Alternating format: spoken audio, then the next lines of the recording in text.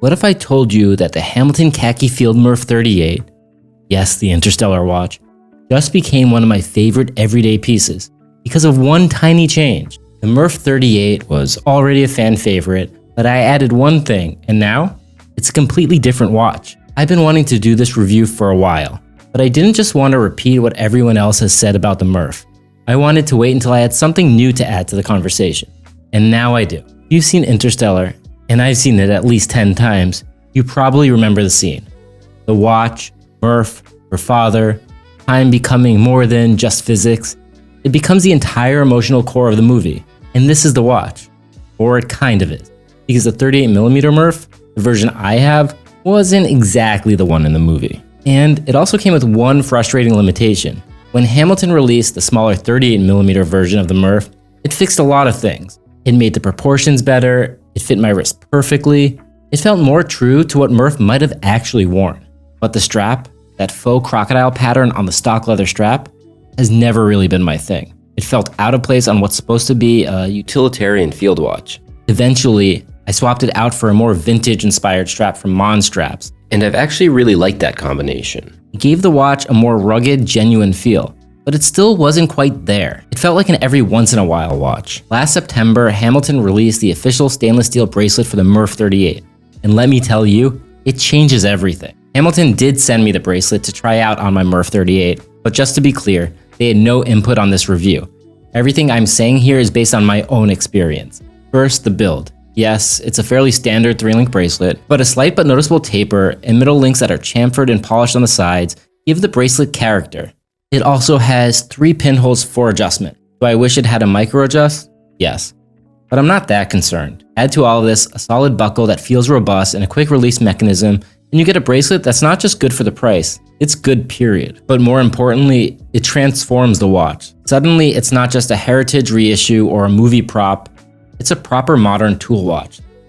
Something you can throw on every single day and not think twice. Before the bracelet, this was a watch I wore once in a while.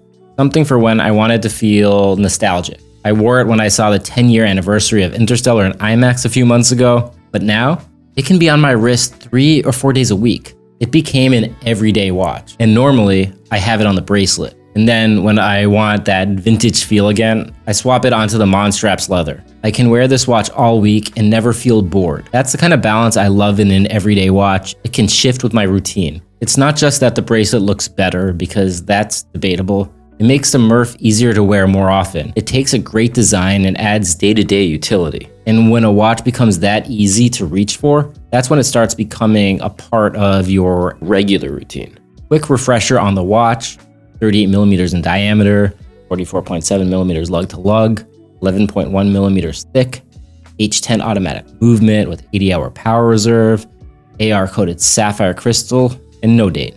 The movement is one of the wins here. It's not flashy, but it's reliable. I've had no issues with accuracy, no hiccups with winding or setting. You can just wear it and it works. For a watch at this price, that kind of dependability matters. Compared to something like the Hamilton Khaki Mechanical or even the Seiko SNK, the Murph feels more refined, but it doesn't lose the field watch spirit. The cathedral hands, the serif dial font, the subtle loom, it all feels intentional. It's not just another retro field watch. It has some character. It's crazy to think this watch came from Christopher Nolan designing a watch for a film. Would I take this watch on a hike? Sure. Would I wear it to dinner? Definitely.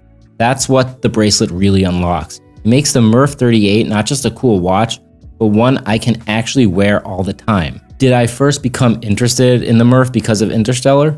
Definitely. But I didn't buy it just because I love the movie. I had to also actually love the watch, and a lot of others do too. According to people I know at Hamilton, Murph is Hamilton's best-selling watch, 10 years after Interstellar was released. And if you're an Interstellar fan, come on, you know this watch means something. And now, with the bracelet, it's also a damn good everyday piece. The Murph 38 always sat in this middle ground for me. Great proportions, strong design, great connection to the movie I love, but it never quite clicked as a daily wear. It was missing that last piece. The bracelet closes that gap.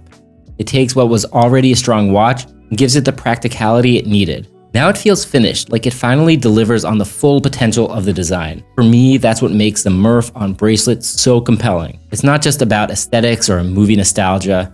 It's that it finally fits in my day-to-day rotation without any compromise. You have the Murph 38, get the Bracelet.